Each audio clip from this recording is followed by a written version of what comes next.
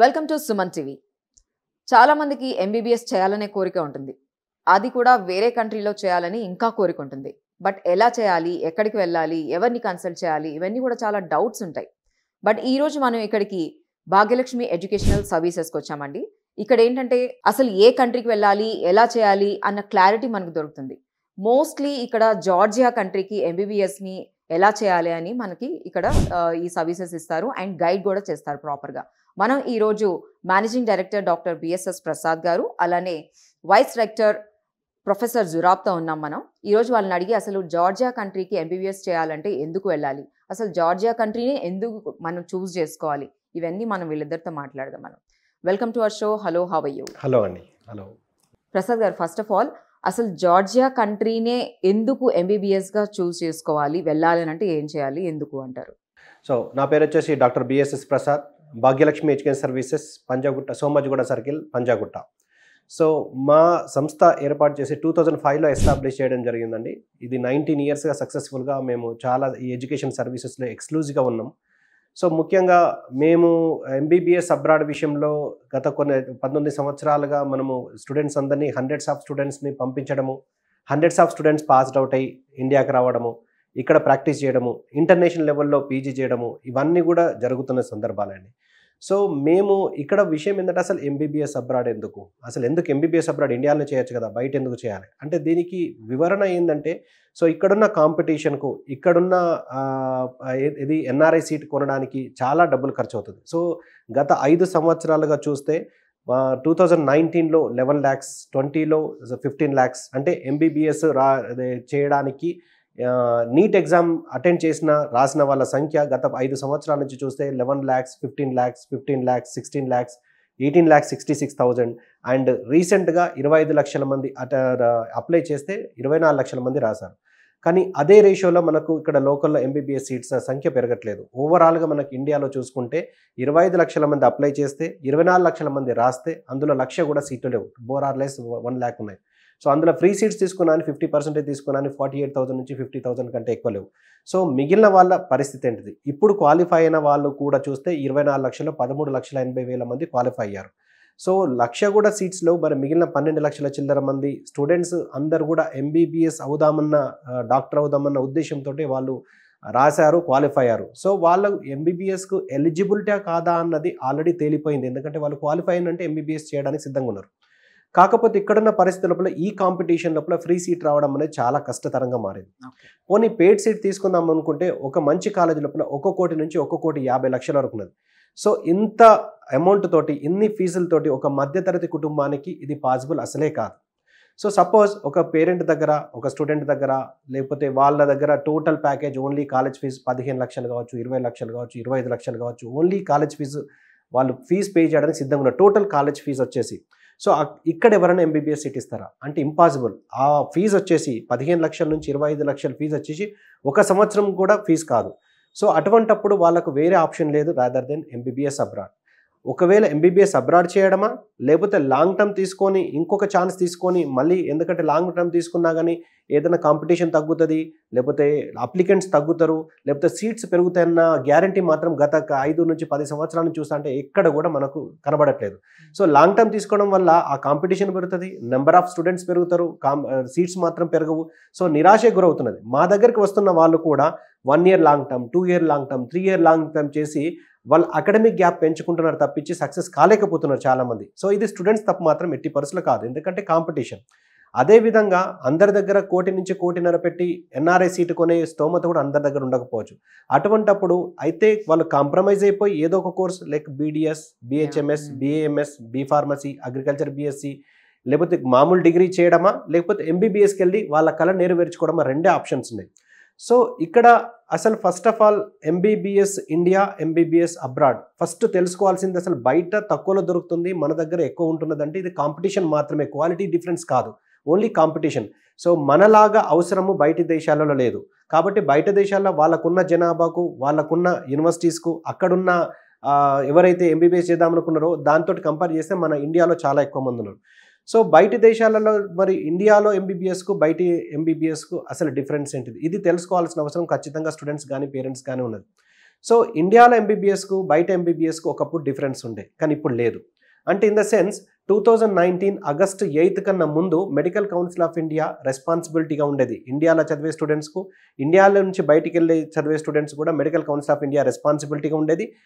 Medical council of India ఉన్న రోజుల లోపల ఇండియా అబ్రాడ్లో చదివిన వాళ్ళు మాత్రమే ఇండియాలో ప్రాక్టీస్ కానీ పీజీ కానీ చేయాలంటే FMG foreign medical graduate exam రాసి క్వాలిఫై అయితే ప్రాక్టీస్, క్వాలిఫై అయితే పీజీ. కానీ ఆగస్టు 8, 2019లో MCI డిజాల్వ్ అయిపోయి దాని ప్లేస్లో NMC వచ్చింది, national Medical commission. So according to national Medical commission ఇండియాలో ఎంబీబీఎస్ చేసిన, అబ్రాడ్లో ఎంబీబీఎస్ చేసిన అందరు కూడా కామన్గా ఇండియాలో ప్రాక్టీస్ కానీ పీజీ కానీ చేయాలంటే నెక్స్ట్ అనే exam, national exit test next అనే ఎగ్జామ్ రాసి క్వాలిఫై అయితే ప్రాక్టీస్, క్వాలిఫై అయితే పీజీ. అంటే ఇండియాకు అబ్రాడ్కు మధ్యలో డిఫరెన్స్ అనేది ఎప్పుడో వెళ్ళిపోయింది.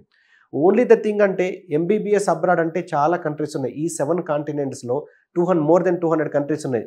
ఏది మంచిది ఏది చెడుదని ఎలా తెలుసుకోవాలన్న విషయం లోపల పేరెంట్స్కు స్టూడెంట్స్కు అతి తక్కువ టైం లోపల వాళ్ళు అనాలిసిస్ చేసుకోలేదు. సో అది మా బాధ్యత. అంటే నేను కానీ, నానాలిటీ ఏజెంట్స్ కానీ, రిప్రజెంటేటివ్స్ కానీ వీళ్ళు మొత్తము అన్ని విధాలుగా వెరిఫై చేసి మన ఇండియన్ స్టాండర్డ్స్కు ఏది సూటబుల్ అవుతుంది, మన ఇండియన్ స్టాండర్డ్స్ కంటే ఏ కంట్రీ ఎక్కువ ఉన్నది, స్టాండర్డ్స్ ఆఫ్ లివింగ్ కావచ్చు, కమ్యూనికేషన్ లాంగ్వేజ్ కావచ్చు, లేకపోతే సేఫ్టీ కావచ్చు, సెక్యూరిటీ కావచ్చు, అండ్ ట్రావెలింగ్ డ్యూరేషన్ కావచ్చు, మన ఇండియాకు కరికులంకు సరిసమానం కావచ్చు, ఇవన్నీ కూడా వెరిఫై చేసుకొని ఇక్కడ ఒక ప్రోడక్ట్ లాగా మనకు స్టూడెంట్స్కు, మనం పేరెంట్స్కు తీసుకొచ్చి ముందు పెడదాం. ఈ విధంగా చూస్తే ఆల్ ఓవర్ ద ఇండియా లోపల మొత్తం 200 కంట్రీస్లో 14 నుంచి 16 కంట్రీస్కి మాత్రమే మన స్టూడెంట్స్ వెళ్ళి ఎంబీబీఎస్ చదవడానికి వీలవుతుంది.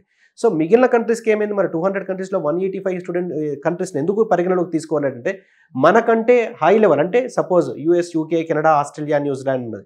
సో అక్కడ ప్రాబబిలిటీ ఆఫ్ వీసా గెట్టింగ్ కావచ్చు, లేదా అక్కడ మనకంటే ఎక్కువ ఎక్స్పెండిచర్ కావచ్చు, లేకపోతే ఇంకొక వర్గం వచ్చేసి మనకు ఆఫ్రికన్ కంట్రీస్ ఉన్నాయి, లేకపోతే మనకన్నా స్టాండర్డ్స్ తక్కువ ఉన్నాయి, వాళ్ళకే సరిగా టీచింగ్ ఉండదు, మన వాళ్ళు వెళ్ళి చదవడంలో మీనింగ్ లేదు. సో ఇవన్నీ కూడా ఐసోలేట్ చేస్తే మనకు 14 to 16 కంట్రీస్ మాత్రమే. స్టూడెంట్ కానీ పేరెంట్ కానీ తెలివిగా నిర్ణయం తీసుకునేది ఒక విషయంలో, ఈ 14 నుంచి 16 కంట్రీస్లో ఏ కంట్రీ మంచిది, ఏ కంట్రీలో మనకు స్టాండర్డ్స్ ఆఫ్ ఎడ్యుకేషన్ బాగుంటుంది, ఏ కంట్రీలో క్లైమాటిక్ సిచ్యువేషన్స్ బాగుంటుంది, ఏ కంట్రీలో కమ్యూనికేషన్ లాంగ్వేజ్ బాగుంటుంది, ఏ కంట్రీలో చదివితే మనకి ఇండియాలో విలువ ఉన్నది. సో NMC నామ్స్ వచ్చేసి ఇప్పుడు నేను చెప్పిన విధంగా 2019 ఆగస్టు 8 నాడు MCA డిజాల్వ్ అయిన తర్వాత నేషనల్ మెడికల్ కమిషన్ ఇది ఫోర్స్లోకి వచ్చింది 25th సెప్టెంబర్ 2020 అండి. సో దీని తర్వాత first gazette of India 2021 November 18 నాడు అనౌన్స్ చేయడం జరిగింది. అందులో ఒక 5 pages ఓన్లీ కేవలం ఎంబీబీఎస్ అబ్రాడ్ విషయం లోపల FMGL రెగ్యులేషన్స్ అని పెట్టింది. సో దాని ప్రకారం అంటే ఇన్ ద సెన్స్ ఆ గెజెట్ కన్నా ముందు మొత్తం ఎక్కడ చదివినా, ఎలా చదివినా, ఏ కంట్రీ పోయినా, ఏ కమ్యూనికేషన్ లాంగ్వేజ్ ఉన్నా కానీ అది ఎవరికి కూడా అవసరం లేదు. ఎందుకంటే ఒకసారి గెజెట్ వచ్చిన తర్వాత ఎవరైతే ఆ గెజెట్ వచ్చిన డేట్ నుంచి తర్వాత జాయిన్ అవుతారో, తర్వాత కంట్రీని చూస్ చేసుకుంటారో దానికి మాత్రమే సంబంధం. సో అందులో భాగంగా మనకు అందులో ఈ 5 pagesలో మనకు ఎంబీబీఎస్ అబ్రాడ్ విషయంలో ఆ గెజెట్ రూపంలో పెట్టారంటే దాని ఉద్దేశం ఏంది, మీరు ఎంబీబీఎస్ అబ్రాడ్కి వెళ్ళి చదవచ్చు అని చెప్పి గ్రీన్ సిగ్నల్ ఇచ్చింది. కాబట్టి గెజెట్ లోపల ఎంబీబీఎస్ అబ్రాడ్ గురించి మెన్షన్ చేయడం జరిగింది. సో ఇందులో ముఖ్యంగా రూల్స్ అండ్ రెగ్యులేషన్స్లో మనం డీప్గా మనకు దీనికి సంబంధించి ఎంబీబీఎస్ అబ్రాడ్ విషయం సంబంధించి చూస్తే 4A, 1, 2, 3, 4 అండ్ 4B ఇవి చాలా చాలా చాలా ఇంపార్టెంట్. ఇవి క్రాస్ వెరిఫై చేసుకొని ఆ కంట్రీలో మనం గెజెట్ ప్రకారం ఫాలో అవుతే మనం వెళ్ళి చదవడంలో ఎటువంటి ఇబ్బంది లేదు. ఒకవేళ ఫాలో అయిపోతే మనం అక్కడ చదవడం వల్ల మన ఇండియాలో ప్రాక్టీస్ కానీ పీజీ కానీ చేయడానికి లేదా నెక్స్ట్ ఎగ్జామ్ రాయడానికి ఎలిజిబిలిటీ ఉండదు. సో ఇందులో 4A ఏం చెప్తుందంటే 4Aలో 1 ఏం చెప్తుందంటే duration of course. So duration of course వచ్చేసి 54 months, అంటే మన ఇండియా లాగా సేమ్ 54 months అంటే 4.5 yearsలో ఎంబీబీఎస్ అయిపోవాలి. 4Aలో 2 ఏం చెప్తుందంటే 12 months of internship in the same college. అదే యూనివర్సిటీలో 12 months ఆఫ్ ఇంటర్న్షిప్, టోటల్గా 66 months డ్యూరేషన్ కంపల్సరీగా ఒక యూనివర్సిటీ చేయాలి. తర్వాత 4A3 వచ్చేసి మీడియం ఆఫ్ ఇన్స్ట్రక్షన్ కంపల్సరీగా ఇంగ్లీష్లోనే ఉండాలి. సో అంతకన్నా ముందు ఈ మీడియం ఆఫ్ ఇన్స్ట్రక్షన్ ఎందుకు ఖచ్చితంగా పెట్టిందంటే చైనాలో కానీ రష్యాలో కానీ ఇంతకుముందు చదివిన డ్యూయల్ లాంగ్వేజ్లో చదివే ఉండేది. సో అక్కడ నుంచి చదివి వచ్చిన తర్వాత ఇక్కడ ఇబ్బంది పడే సందర్భాలు ఎక్కువ ఉన్నాయి కాబట్టి మీడియం ఆఫ్ ఇన్స్ట్రక్షన్ కూడా ఇంగ్లీష్లో ఖచ్చితంగా ఉండాలని చెప్పి, at the same time fourth point వచ్చేసి మన ఇండియాలో ఏదైతే 19 సబ్జెక్ట్స్ చదువుతున్నారో, మన ఇండియాలో ఎంబీబీఎస్ విషయంలో ఏదైతే కరికులం ఫాలో అవుతున్నారో సేమ్ కరికులం ఫాలో అని చెప్పి 4 year లోపల 1, 2, 3, 4 చెప్పింది. సో ఈ విధంగా ఏవైతే కంట్రీస్ ఫాలో అవుతున్నాయో ఆ కంట్రీస్ అన్ని కూడా మనం వెళ్ళి చదువుకోవడానికి ఎటువంటి అభ్యంతరం లేదు. At the same time 4B అనేది చాలా ఇంపార్టెంట్. 4B లోపల ఏం ఎక్స్ప్లెయిన్ చేసిందంటే ఇది registered with the professional regulatory body. ఇది 4Bని 2 parts గా చేసిండ్రు. Registered with the professional regulatory body or otherwise competent to grant license to practice at their respective jurisdiction of the country where the degree is awarded at par with the local students. అంటే దీని మొత్తం meaning ఏంటంటే అక్కడ చదువుకున్న తర్వాత అక్కడ local students ఎవరైతే MBBS medical doctor programme చేస్తారో వాళ్ళకు సరి సమానంగా ప్రాక్టీస్ చేసుకోవడానికి మన స్టూడెంట్స్కి అలౌ చేస్తే అక్కడ ఇండియన్ గవర్నమెంట్ అలౌ చేస్తుంది, వాళ్ళు అలౌ చేయకపోతే మన ఇండియన్ గవర్నమెంట్ అలౌ చేయదు అని 2 భాగాలుగా చెప్పింది. సో ఈ 4Bని కూడా 100% క్వాలిఫై చేస్తున్నది, 100% సాటిస్ఫై చేస్తున్నది జార్జియా కంట్రీ. సో ఇక్కడ ప్రొఫెషనల్ రెగ్యులేటరీ బాడీ అంటే మీకు అర్థం కావాల్సిందంటే WFME World Federation of Medical education అనేది టోటల్ గ్లోబల్ వైజ్గా మన మెడికల్ ఎడ్యుకేషన్ కంట్రోల్ చేస్తున్నది. సో దీని కింద అన్ని కంట్రీస్కి సంబంధించిన రెగ్యులేటరీ బాడీస్ ఉంటాయి. మన ఇండియాలో చూసుకుంటే National Medical Commission professional regulatory body which is recognised by the WFME. అదే విధంగా జార్జియాలో తీసుకుంటే NCEQE National Centre for Education Quality Enhancement అనేది professional regulatory body which is been recognised by WFME World Federation of Medical Education. So ఈ registered with the professional regulatory body అంటే NCEQE in Georgia, ఎందుకంటే అది WFME తోటి recognise అయింది కాబట్టి NCEQE లోపల registered కావాలి. సో జార్జియా సిస్టమ్ ఎలా ఉన్నదంటే వీళ్ళు జార్జియాకి వెళ్ళే కన్నా ముందే అంటే వీసా కన్నా ముందే national Centre for Education Quality enhancement లోపల ఈ మన అకాడమిక్ రికార్డ్స్ అన్ని అందులో సబ్మిట్ చేసి అక్కడి నుంచి రిజిస్ట్రేషన్ ఫస్టే చేసుకొని వచ్చి ఎంబీబీఎస్ అయిపోయిన తర్వాత అంటే during first year, second year, third year, fourth year అన్ని కూడా ఈ యూనివర్సిటీస్ అన్ని జార్జియాలో ఉన్న యూనివర్సిటీస్ అన్ని కూడా అకాడమిక్ రికార్డ్స్ అన్ని కూడా NCEQకి సబ్మిట్ చేస్తాయి. సో చేసిన తర్వాత ఎంబీబీఎస్ టోటల్గా 6 years అంటే 5 years of course, 1 year of internship చేసిన తర్వాత వాళ్ళు NCEQ తోటి మినిస్ట్రీ తోటి వాళ్ళు రిజిస్ట్రేషన్ చేసుకొని విత్ రిజిస్ట్రేషన్ నెంబర్ తోటి ఇండియాకి వస్తారు. సో ఆ విధంగా రిజిస్ట్రేషన్ అవుతున్నది. Plus at the same time అక్కడ ఒకవేళ స్టూడెంట్స్ ప్రాక్టీస్ చేసుకోవాలంటే కూడా డాక్టర్ లాగా ప్రాక్టీస్ చేసుకోవడానికి అలౌ చేస్తున్న కంట్రీ పాసిబిలిటీ, ఫిజిషియన్ లాగా, డాక్టర్ లాగా, irrespective of the nationality, irrespective of the ఎవరైనా కావచ్చు అక్కడ ఎంబీబీఎస్ అయిన తర్వాత ప్రాక్టీస్ చేసుకోవడానికి అనుమతిస్తున్న country Georgia.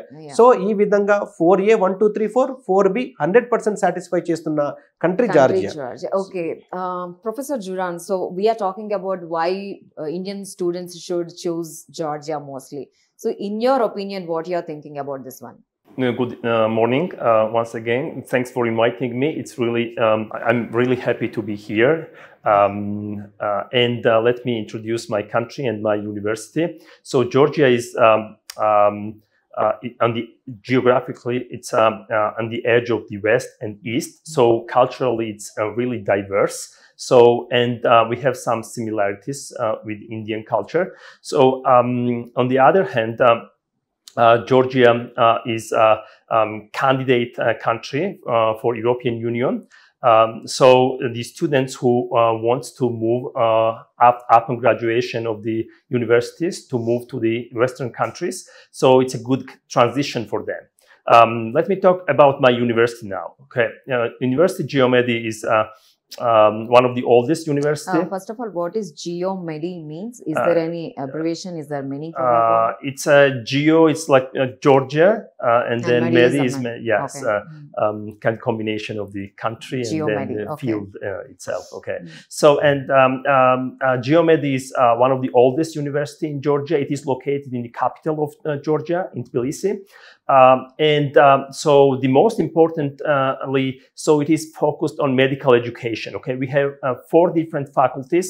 One of them is Faculty of Medicine. We have a Faculty of Dentistry, Faculty of Physical Medicine and Rehabilitation, and the Faculty of Healthcare Management. Okay, all of them are focused on medical education. Okay, so for let's focus about the Faculty of Medicine. We have 2 programs. One is Georgian program, and then one is fully English program. Okay, so it is is taught in English only. Students from India can take the every single course in English. Yes. The other reason, why GeoMedi? So it is authorized university. Every single program is accredited at national level as well as internationally. So we have the accreditation of AQUIN, which is the European accreditation, and all this information can easily be checked at our website. So we have the faculty members who are trained in Western countries. So we have also the program, which is integrated program, and then which is fully aligned to the international exams. So students who, upon graduation of GeoMed University, they can easily take basically any exams related to medicine. Yes, at international level. Yes. Okay. So the Indian students are coming over there, so might be they are missing their home, or might be there especially the food, the culture, the tradition. What about that one? Is the country is safe? Yes. So Georgia is one of the safest country, and then it is safe for women as well. So I know that the parents worry about daughters to send abroad. I'm father of 2 girls. I would worry about sending my daughters to foreign country, and then it is very safe country for females. We have to tell more about how females are appreciated and respected in my country. So starting from university level, so in Faculty of Medicine, there are all females. The founder and director of the university is female, and then president of Georgia is female. Oh, okay. So, great to know. Yeah. So, first of all, the students are coming. I'm so sorry to interrupt you. You're saying something? No, I was just going to tell you that in terms of you mentioned the food. So it is available in Georgia. So Indian food also is available. So students can easily get students are not missing Indian food. No, they are not missing. And then I think they love Georgian food as well. And what is your experience with the students, Indian students especially? Indian students, I can say only good things about the Indian students. We get many international students, and then mostly they are Indians. And they are actually really motivated. So they are hungry to study. And also they are well educated, especially the students. We get many big batch of students from Hyderabad, and then they're really nice. They're well educated, like I said, and they have really good sense of humor. I think it is also very important. I think that's pretty much it I can say about the Indian students. Okay.